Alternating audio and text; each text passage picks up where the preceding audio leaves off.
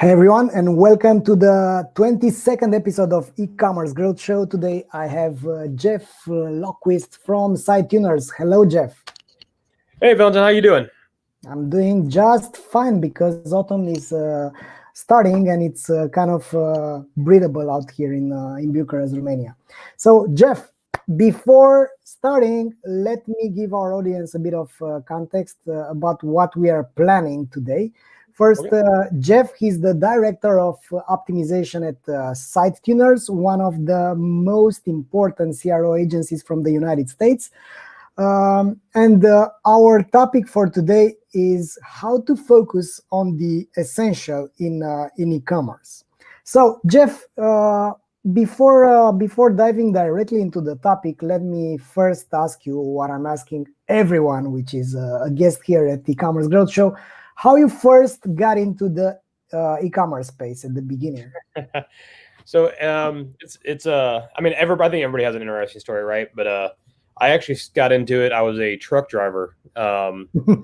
This is back in early 2000s, and I was an over-the-road truck driver, so I would deliver like giant airplane wings and stuff like that. And we also owned an art studio up in Iowa in the United States, and the upstairs with that was a copywriting company.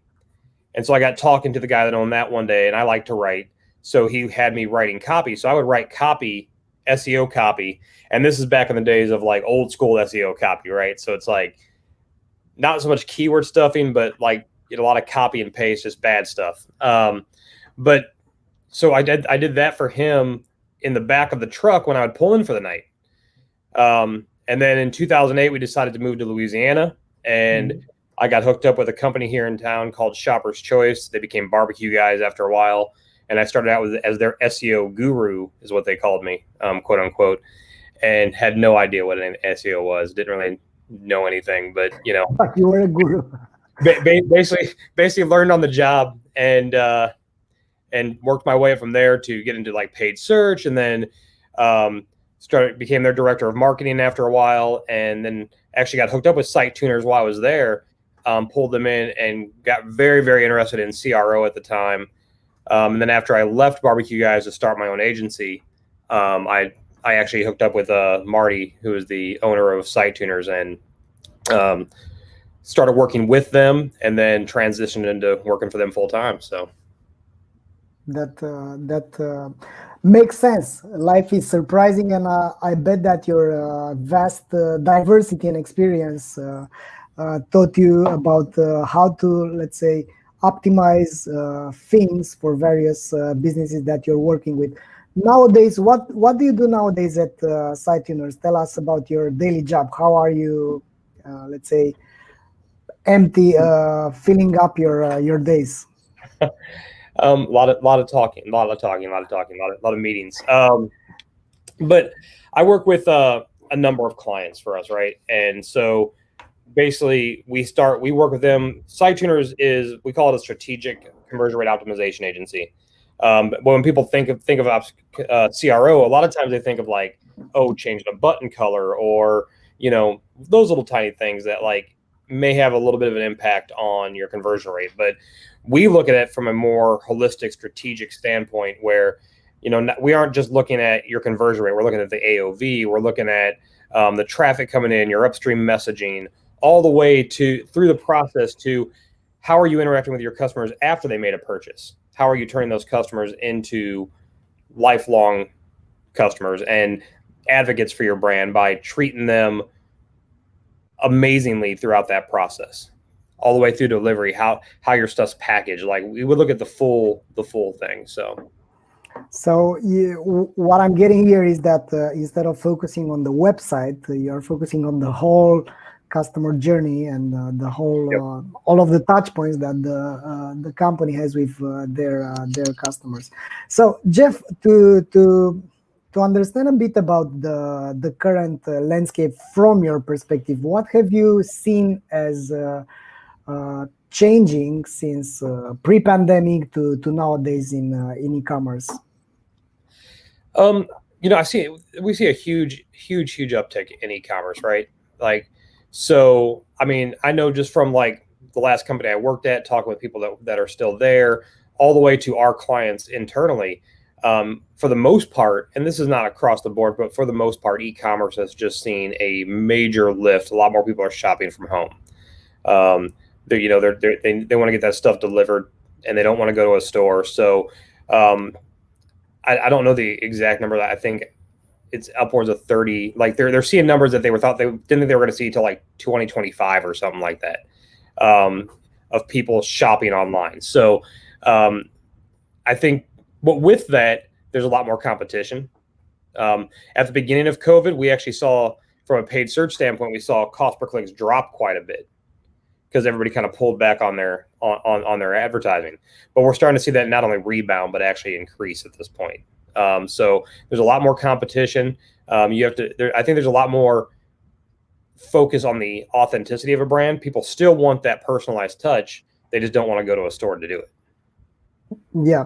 Do you think this shift is going to be as steady as it used to be? Because we've seen a tremendous number of e-commerce companies having a flood of customers which weren't acquainted with buying online, or it wasn't a habit for them.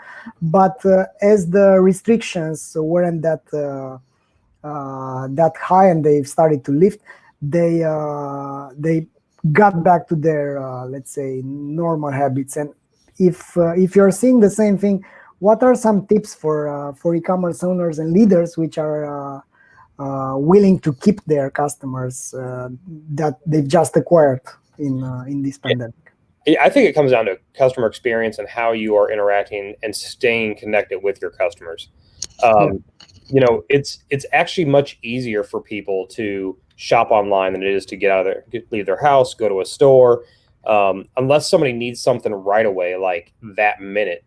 It's why wouldn't you shop online? I think a lot of people have seen that during this pandemic too, right? Like people that were afraid to shop online, or they're hesitant, or they thought, well, I want to see it and touch it in person.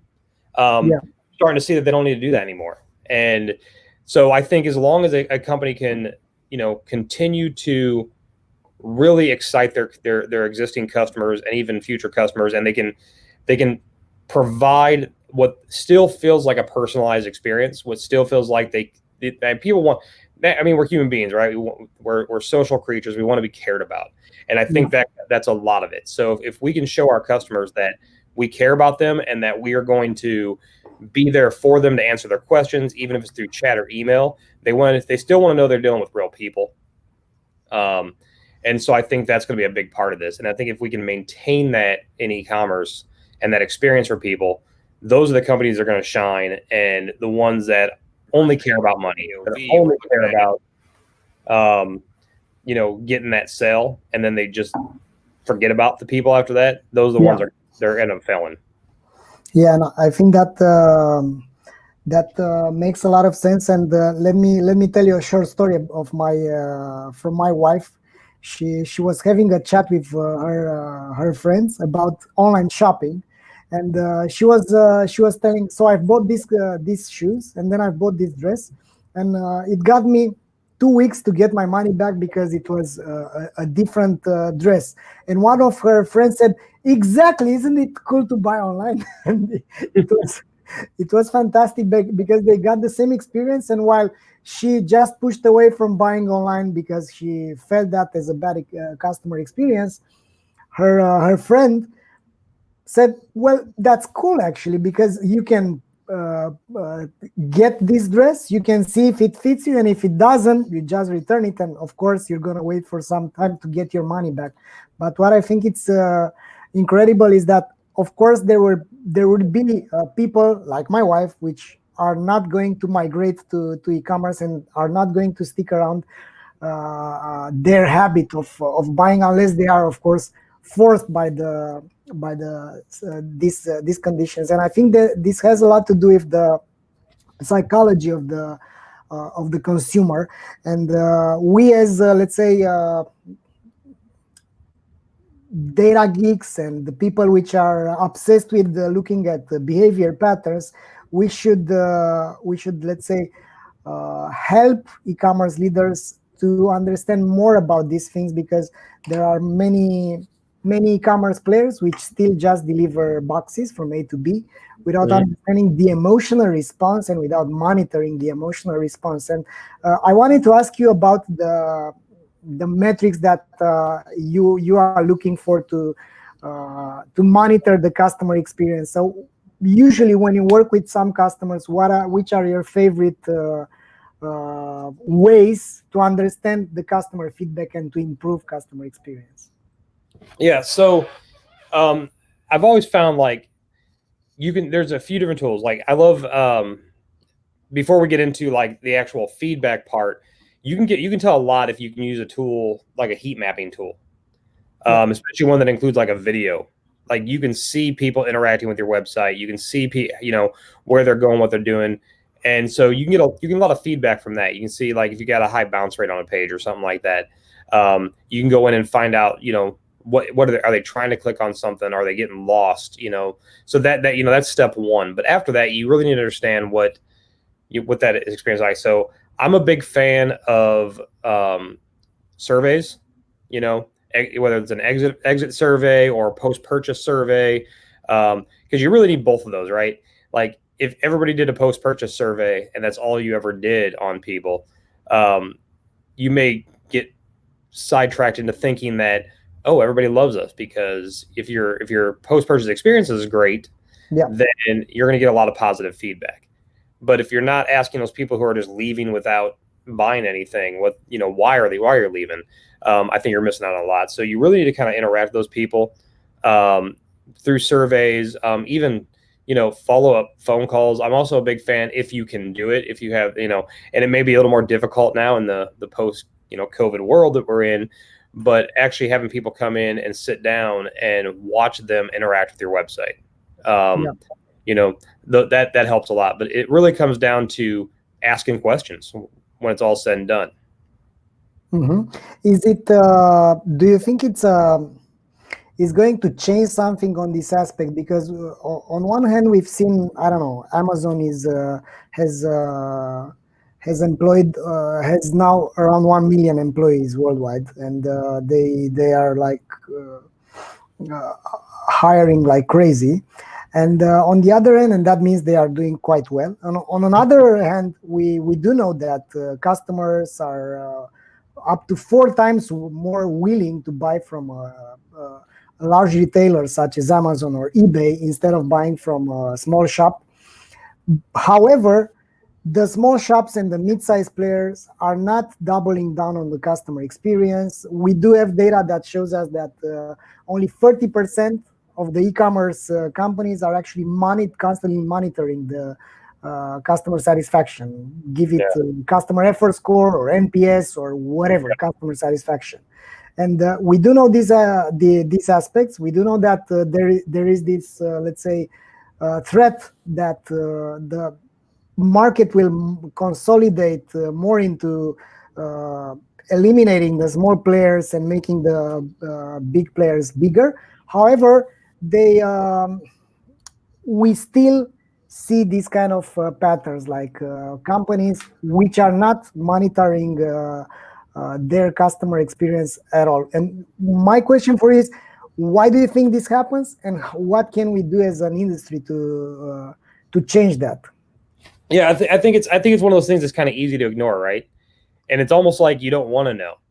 And the thing is like, you're always going to have your big store, your big shops like Amazon or a Walmart or any of those big online retailers, and they're always going to be there.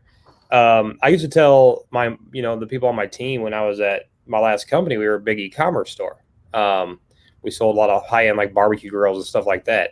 Yeah. And like they're always looking at like Home Depot. They're always looking at Lowe's, even Walmart or Target or Amazon. And like whenever I was like, well, let's see what the competitors are doing. That's the first place they'd go, and I'd be like, Amazon is not your competitor. Like, you're never going to get Amazon doesn't even know who we are. Yeah. And they're never going to know who we are. They may, maybe if you get big enough, they would, but you don't need to worry about what those big guys are doing. You need to focus on how you can treat the customers and the visitors that are coming into your website. And so I think a lot of people forget that, and it's easy to ignore because you almost don't want to know, like if you're doing a bad job. Yeah. But it's so important, and it's really not that hard to figure out with Net Promoter Score and customer reviews and all these little things you could be doing, and not just doing but monitoring. People a lot of times, even with customer reviews, they put reviews on their website and they think, oh, we have a poor 4.7. That's great. Well, if you got 10,000 reviews, that means you have a lot of probably 1 and 2 star reviews you need to worry about, and what's going on with those. What are we doing right? What are we doing wrong? You need to constantly monitor that stuff. You probably need somebody, if you're, hopefully you're big enough, you grow big enough that probably need at least one person in charge of that. So you have someone that's always monitoring, always trying to figure that out, and then working with your marketing team to update the site to meet those needs and expectations of those people. Yeah. However, as an e-commerce manager or owner of a company of, let's say, 100 to 200 people, you have a lot of things on your plate. So you need to hire, you need to change inventory, you need to keep an eye on the fulfillment, and of course you need to generate demand. And my question for you, as this is one of the topics that we have today, is how do you cope with all these things? What's your suggestion for this kind of people? Yeah, so you're always going to have a million things on your plate, whether you're a one-person company or you have 100 employees. There's always going to be too much to do. The thing that you need to figure out is you have to prioritize, right? And your priority is going to be different for everybody, but when it comes down to it, you need to worry about, are we getting enough people to our website? What is happening when those people come to our website, and how are we treating them once they purchase or after they leave? And it really comes down to prioritization. And I like I said, every site's gonna be different, but if you are having problems in a certain area, that's probably the area you need to focus on now. Yeah. You just need to figure out and it can be overwhelming. I mean, it can be hugely overwhelming, whether you're looking at like data points or you're just looking at more holistically, like we're talking about here with, do I worry about customer retention, or do I worry about new incoming traffic, or do I worry about, are we getting enough reviews? Like those are 3 very different things, but it's you kind of got to eat the elephant, right? One bite at a time. So you just got to figure out what's that Mm-hmm. spot that is the priority for your team, and just make sure that you're doubling down on that, and then work through that over time, because you're never going to run out of things to do, and that's a good problem to have. Yeah, I recall something from the moments when I ran my own e-commerce. We were at some point something like 90 people in that company, and I recall that I've put like 14 hours a day in the work. I had no weekends. I was really, really, really down. And at some moment, I recall something from a friend that told me that his math teacher told him that the human is going to always fail against the system, and the system is going to always win against the human. And that was an amazing outcome. But of course, you can't learn unless you suffer, and that's a principle. And I think this doesn't have to do only with the business side of things, but in life, emotional relationships, parenting, everywhere. It's all about pain management. So unless you have some pain, you're not going to manage it properly. And after that moment, I realized that instead of acting like an actor in my own e-commerce and to jump from here to there and to solve tickets and to give briefs and to monitor the conversion rate in GA, what I need to do is to build a system like a movie director. So let's say we have the customers, which are the ones which are buying the tickets to see the show, and I have to prepare everything in advance. And by shifting this mentality that led to me working like 6 to 7 hours and being way more productive, because that meant was always looking at the first things first. And the first thing was always craft a system that will work without your intervention at all. So fire yourself from fixing problems and fix the processes. Don't fix people, don't fix their behavior, fix the processes, and don't allow people to be wrong if they follow the process. But if you don't have any kind of process and any kind of system that takes into account, I don't know, that I have pissed off customers, that I have delays in my deliveries. If you don't build this system, you're gonna always fail. And that means the mentality of the decision makers is the most important thing to fix first. I mean, that's the first thing to fix. You're absolutely right. And I love how you know, when you were talking about working 14 hours a day, I think anybody that's been in a larger company probably, or even if you're running your own business, you probably know what it's like to work 14 hours a day. And I guarantee you are not doing your best work. You know, prioritizing what needs to be done and saying no, right? I think that, you know, another one of the topics that, you know, was on our list today is focus on the essential, right? So especially with websites, with data, when you're looking at analytics and you're looking at all those different numbers, whether it's GA or it's Adobe or whatever, like Google, they love to give you so much information. And one of two things usually happens, right? Either people get data paralysis and they just shut down and I don't know what to do here, or they want to do everything.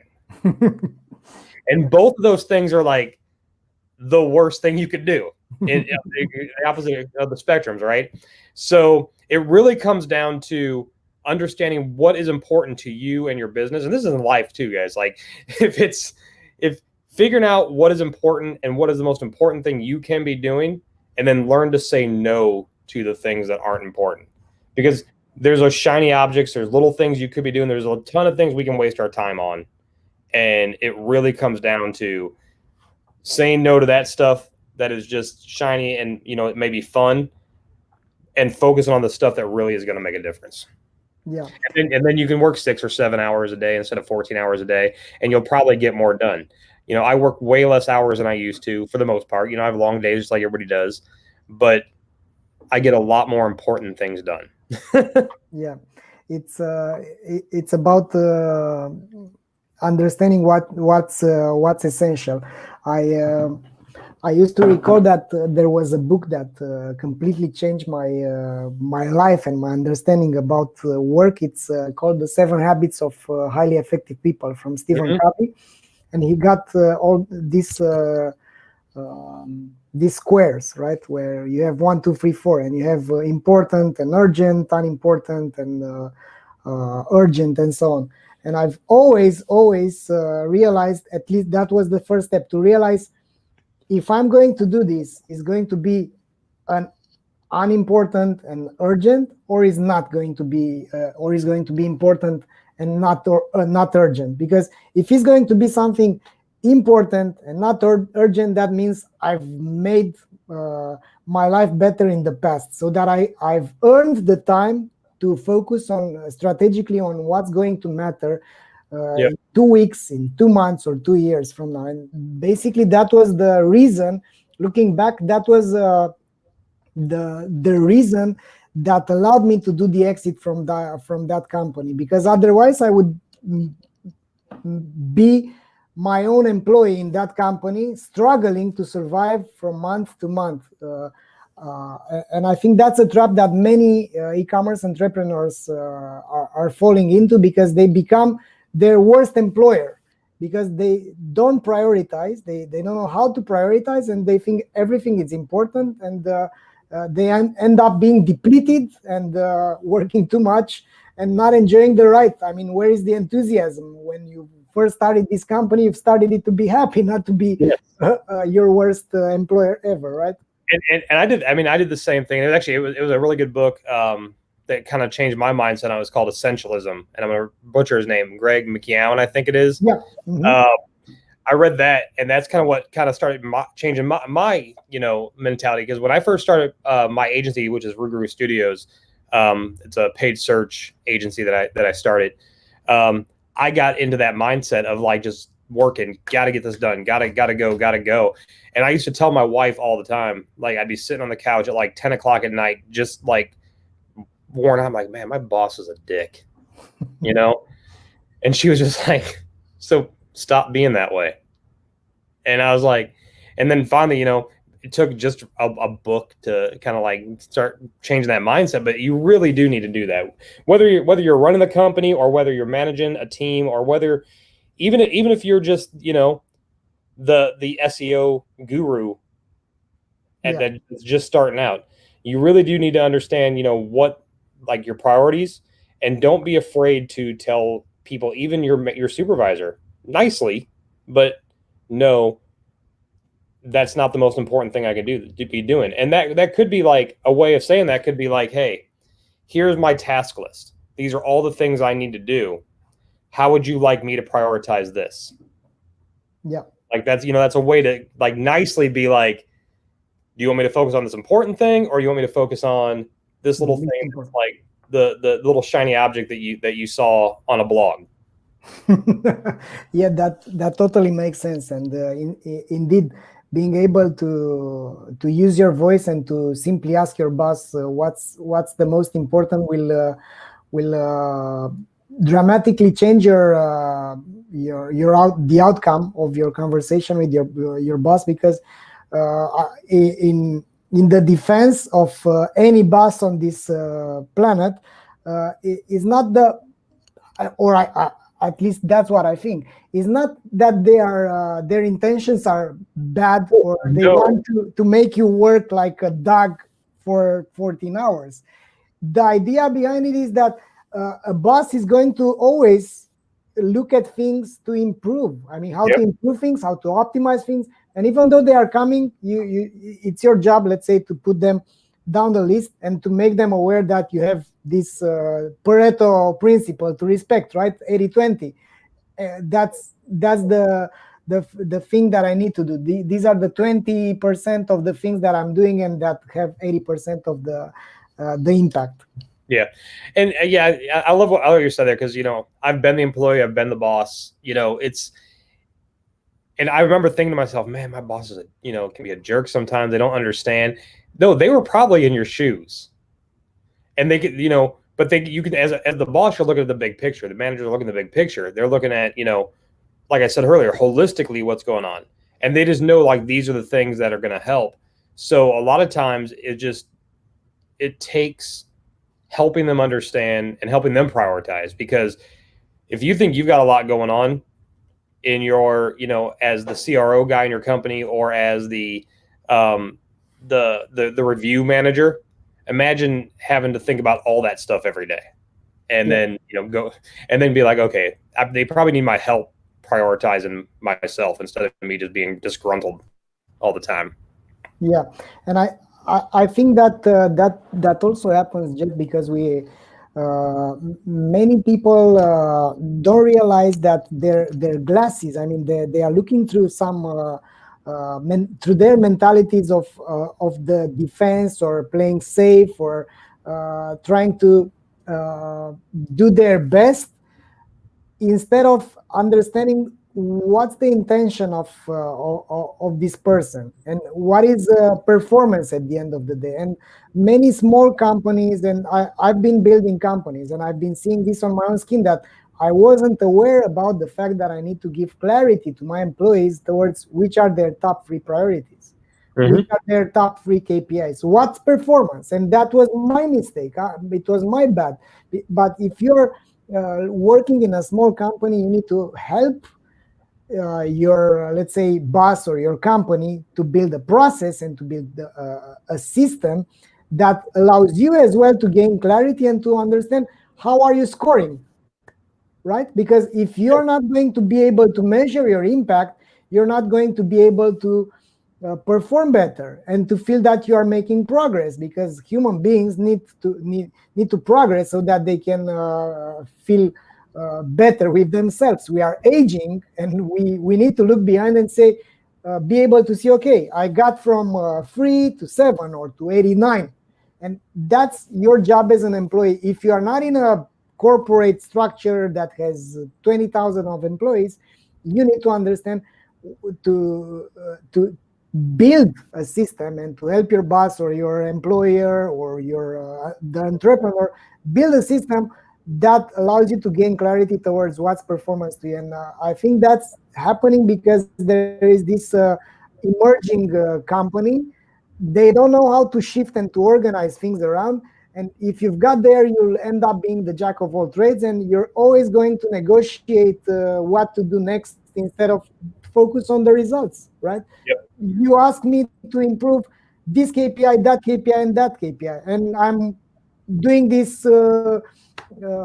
better than it was my target. Then just let me be, because that's what you've asked. But it's this negotiation internally, and unfortunately, we don't have such good entrepreneurship skills, and people don't know how to scale companies. And I've seen this on my own skin. It's hard to build a system because you are trapped into making things and playing on different roles instead of being the system architect, right? As an entrepreneur, you need to fire yourself from all the jobs and to leave better people on the job that you've created for them. But it's hard to make this mentality shift. It is, and and a lot of times you like whether as people move up and they start hiring more people underneath them, it's really hard to let go of that control. I've been guilty of being that control freak, where like I had to like only I could do that job right, and I was afraid to let anybody do it.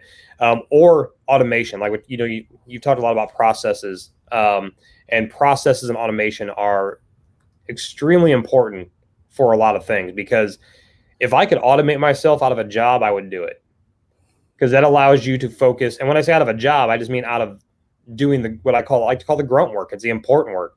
In paid search, it's writing ads or doing keyword mining or all those little things that are hugely important, but they're time consuming. And you can spend hours a day doing those things, or you can automate those things, and it allows you to focus on big picture stuff. Yeah. And so I think, that's one thing I think people need to definitely get away from, is the idea that automation is bad, that processes are bad, that procedures. Yeah, procedures, all that stuff. Like that stuff is going to help you do your job better and more efficiently. And if you get put into a role, or you're in a role, and you have tasks, figure out what can I automate, what can I put into procedures and processes.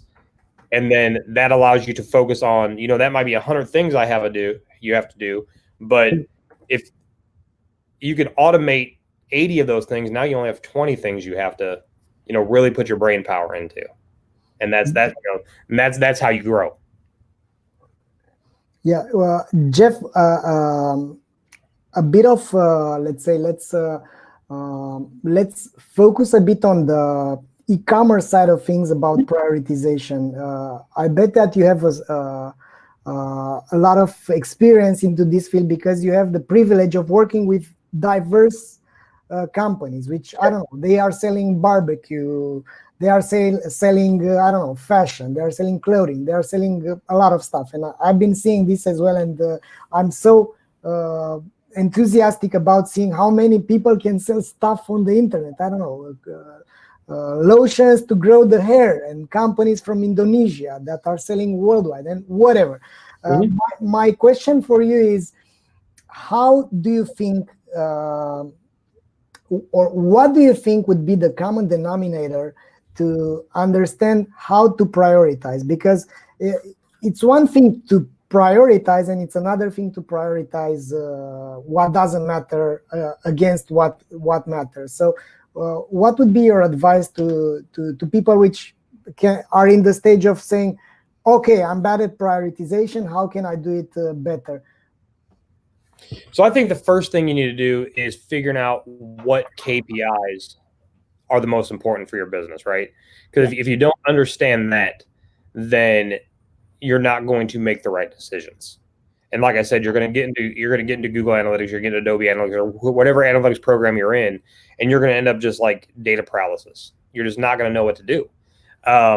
So I think figuring out those KPIs, and for e-commerce, it's fairly straightforward. The one thing I love about e-commerce, as opposed to lead gen sites, is that your return, you put so much money into the website, so much work, so much time, and you can see a definite value.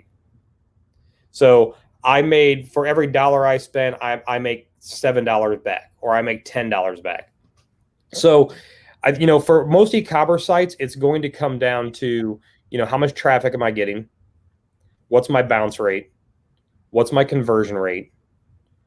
And what's my average order value? And, and the revenue. And then you can look at your ROI, or your return on ad spend, or, that return metric. One thing people forget about, and they don't think about very often, is lifetime value. And I think that's where you need to find a system that allows you to see that, throughout time. And, you're probably not going to find that in Google Analytics. I know they're trying to get stuff in there, but you probably just need to, find something that allows you to see that. Or if you can, if a lot of your stuff's done and you can look at your customer data and figure that, like, who are your most important customers? So who are the people that keep coming back? Who are the people that keep buying and buy big? Like, understanding all of those metrics, that's probably going to be your KPIs for an e-commerce site. You're going to have, a few other ones in there, but for the most part, it's fuel and fire, right? It's traffic, same as a car. It's traffic, and it's conversion, or AOV. It's those revenue metrics. Once you've got that figured out, then you can figure out what your problem is, hey, our sales are down, or our sales are slow, or we're not getting, well, is it because you're not getting enough traffic? Like, if you're running a 12% conversion rate, it's probably not that. Look at your traffic. Are we not getting enough traffic? Do we need to work on our search engine optimization programs? Do we need to, focus on getting more social traffic or paid search? And if it's not, or if you're getting a lot of traffic, if you're getting 20,000 visits a day on an e-commerce site, but your conversion rate's 0.23, let's start there.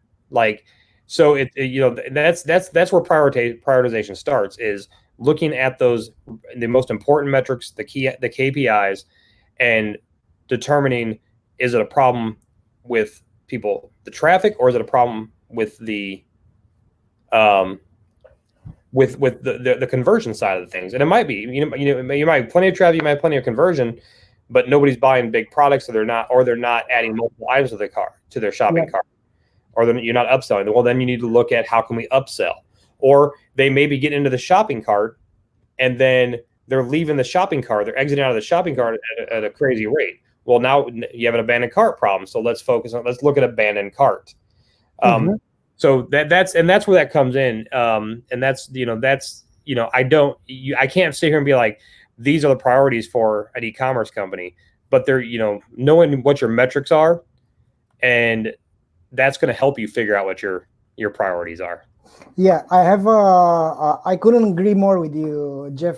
Also, on the side of the things that customer lifetime value, it's a crucial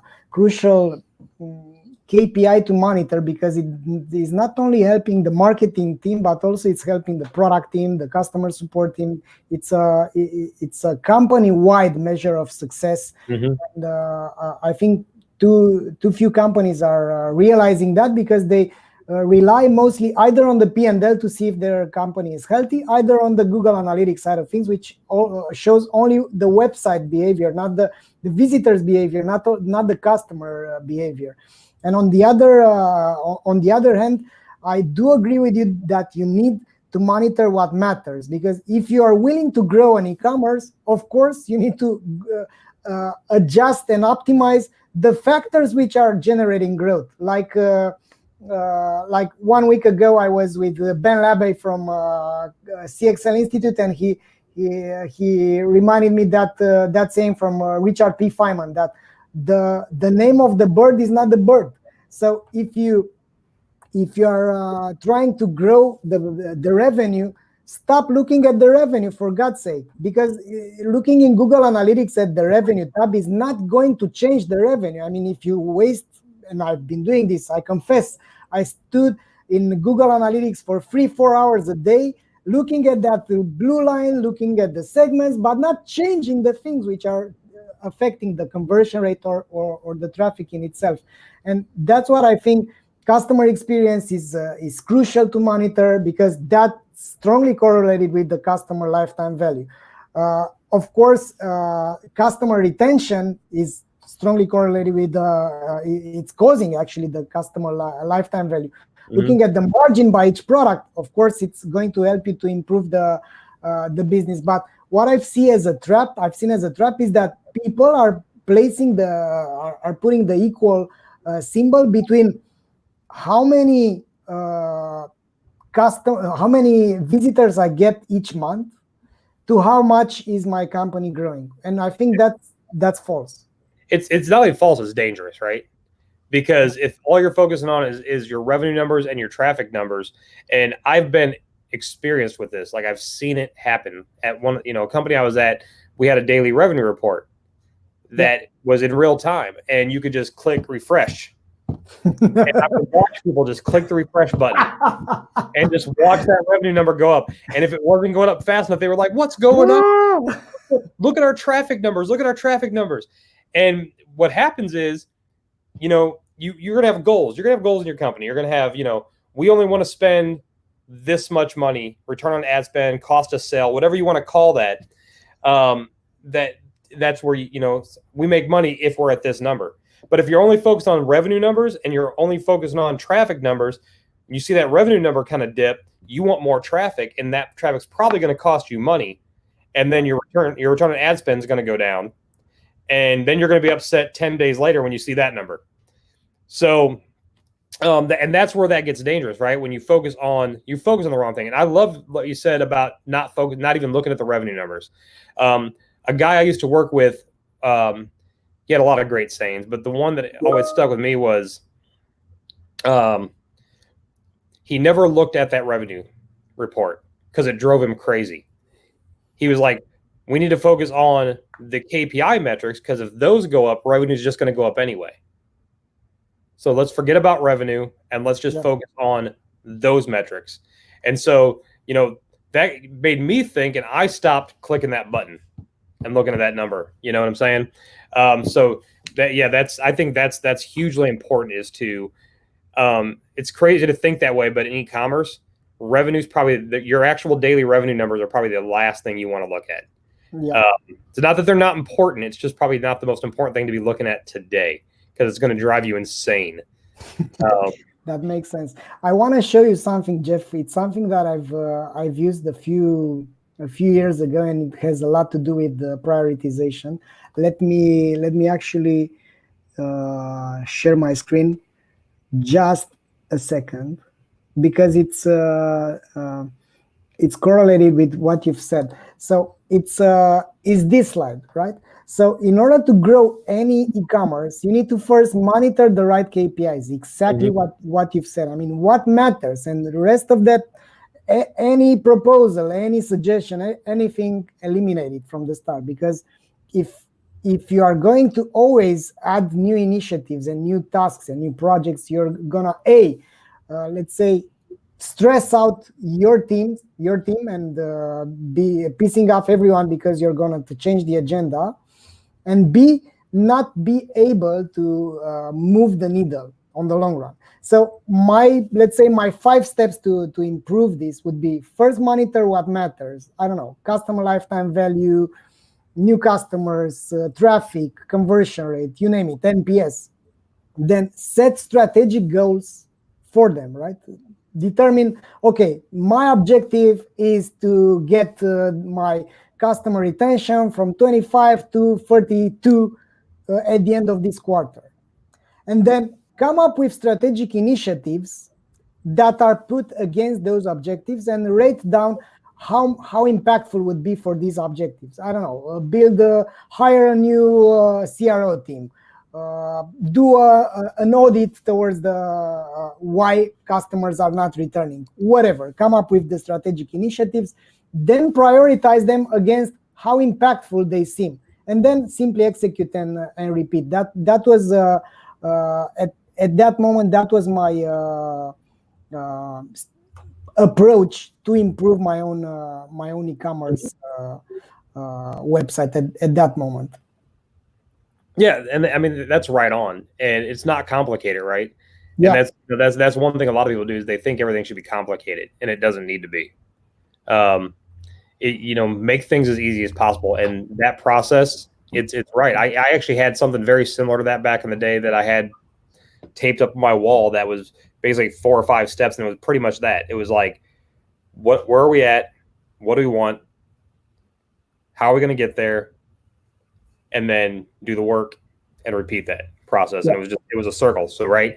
So, I mean, yeah, that's right on. And, and going back a little bit though, we were talking about revenue and those revenue numbers. I think one thing a lot of people forget about, and you mentioned it with the margin numbers, right?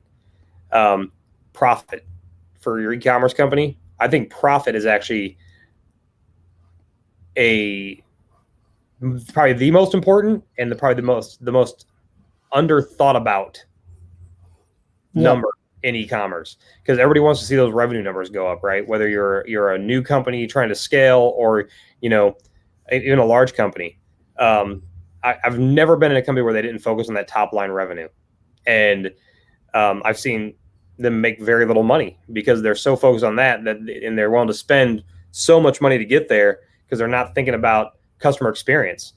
CRO is probably the bastard child of, unfortunately, of a lot of e-commerce and just websites in general, because it's, let's get more traffic. SEO. Like from an SEO standpoint, I can't tell you how many times people are like, I want to rank number 1 for this term. I mean, everybody who's been in that industry knows that. They know that word, that saying. And my question to them is always, why? Like, does it make you feel better? Like what's unless it's making you money, what does it matter if you rank for that? Yeah. And I think because people, they forget about, they think the easiest way to do this is to drive traffic. But imagine if you can take that traffic you have and you can make that traffic work better for you. And then that retention strategy is also hugely is one of the things that's just not thought about very much.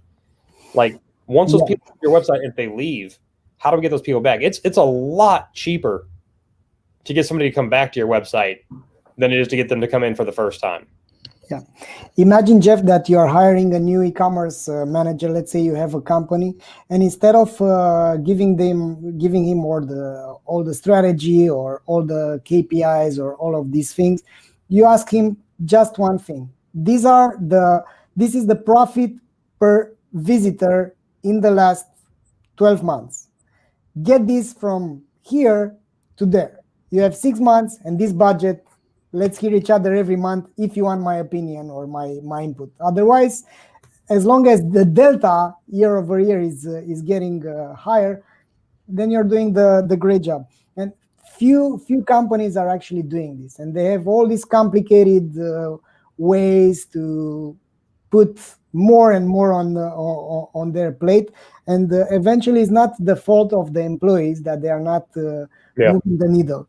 It's also the fault of the decision makers that either they don't know what to ask for them, and they look at the social media. We don't have followers, we don't have growth, we don't have engagement. They are let's say looking at all these small things, the vanity metrics that don't do you any good. Exactly. And that's the thing about data, right? Like data is awesome. We're data nerds. We love it. We love digging into it. Yeah. But it's so easy to baffle people with bad data. You can throw a million numbers out there that make you look good. I think one thing the industry probably needs is more honesty in data. Yeah. Because data doesn't lie. I would think we all heard that data doesn't lie, people do, right? And so what's going to make your clients, your customers, or your bosses more angry? When they find out that you've been giving them bad data for the last 6 months and they're actually not doing as good as they are. That's how you get fired. Like, don't do that. If the data is bad, the data is bad, and you got to fix it. Focus on the KPIs that matter. Don't worry about those vanity metrics. I don't care how many Facebook followers you have. Like, I don't think anybody really does when it comes down to it. It's just a way to make the, and a lot of times it is the boss that wants to see those. And, maybe that's a mentality shift the boss needs to have as well. So if as a boss listen to that and you're really focused on things like followers, but not interaction rate and not revenue, especially for e-commerce, not revenue coming from your paid channels, you probably need to switch that mentality a little bit on that. But if you're the employee and they're not asking for that, but you're trying to show it to them, stop doing that. Like, bad. Don't do that. It will be funny, Jeff, to run on a research towards which are the most important three things for e-commerce managers, right? And to see the landscape of responses and see the patterns. I bet there will be a lot of variety in their responses. Yeah. Jeff, I think what is untouched in our conversation is this thing that is bugging me, and it's also excites me in the last years, I think, around conversion rate optimization. So you're a part of a really smart agency that gets it, and it approaches things more strategically. It's not fixing only the bad UX of websites, but it's strategically improving the profits of e-commerce companies. However, you, as a lot of other agencies, you call yourself conversion rate optimization agency, even though you are making a lot more besides that. And my question to you and my proposal as well is, what if we could change this and move things from conversion rate optimization, which is kind of limited because that's not everything that you do, and to be honest, conversion rate is not good to improve. So imagine improving the conversion rate and diminishing the profit of a company, right? Or bringing up more lowering the AOV and lowering the profit by improving the conversion rate. At the end of the day, it's not going to be a good job for that company. So my suggestion I actually have this conversation. Go ahead. Yeah, and I wanted to ask you, what do you think about customer value optimization? Because that's something that we're trying to push as a methodology, because it's capturing more than the website, and it's capturing more than just fixing things, but optimizing the whole spectrum of the customer journey would lead to a better customer lifetime value, and optimizing for CLV would be way better than optimizing for conversion rate. What's your take on this? Yeah, no, I think that it is. I love conversion rate optimization, but it is kind of a niche. Like, it's seen as a niche. Like, when you think of that, you think of button color, you think of, moving an element on a page or changing an image. And, some of those things we do, but it really is about the customer, right? It is about the customer value over time. Like, what, how much value is that? So I actually do like that, customer value optimization, I believe what you said it was. I mean, I actually like that as a term, because it is a little more all encompassing of what's actually happening. Because I think even within a CRO agency, sometimes it's difficult when we speak to our some of our clients, and we're saying we're going to do things that we call strategic versus tactical stuff, and tactical stuff's going to be that stuff that you should just fix because it's 90% of people are doing it wrong. It's not just like, we always get when we speak to our clients in that first couple of meetings, and we're, basically tearing their website apart, and you can see like the life draining out of their eyes. And it's like, and it's like, it's okay. Everybody's doing this wrong. Like, it's not just you guys. Very seldom, like, people love things like moving banners. like moving images on their banners, which Yeah. kill conversion rates. And my biggest pet peeve is the hamburger menu on e-commerce sites in the nav bar on the desktop. Like, Yeah. studies have shown that ruins interaction rate. But I think people love it because of stuff like that. So you focus on stuff like that, but then you start getting into the strategic stuff where you're like, hey, we're going to help you build personalization experiences. We're going to help you build customer retention experiences. We're going to focus on your email. We're going to order products from you, and we're going to see how it looks when it's shipped, and we're going to tell you what's doing wrong. And we start getting into that more strategic stuff. That's where it comes out of just pure CRO, what you would consider conversion rate optimization, because we are optimizing that customer journey experience from start to finish. And I think that's what it needs to be. If you're only focusing on those on-page elements, you are doing CRO wrong.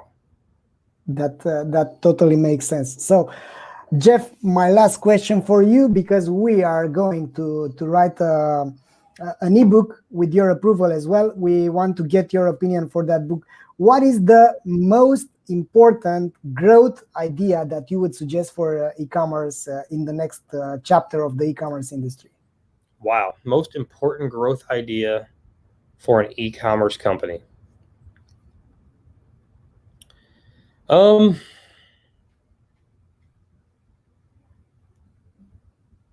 Man, I think it really does. I think it's focus on existing customers. I think that's a huge opportunity for companies. I think a lot of people, it's a set it and forget it. And, they focus so much on getting that initial customer that, they're not focusing on lifetime value. They're not focusing on bringing those customers back and upselling them in the future. Focus on that. That's going to be a huge growth potential for any company because almost nobody's doing it. Music to my ears, as we are empowering e-commerce companies and agencies with the technology to do just that and to monitor CLV. I think it totally makes sense. Jeff, when people will want to get in touch with you, how will they do that? So where they can find you?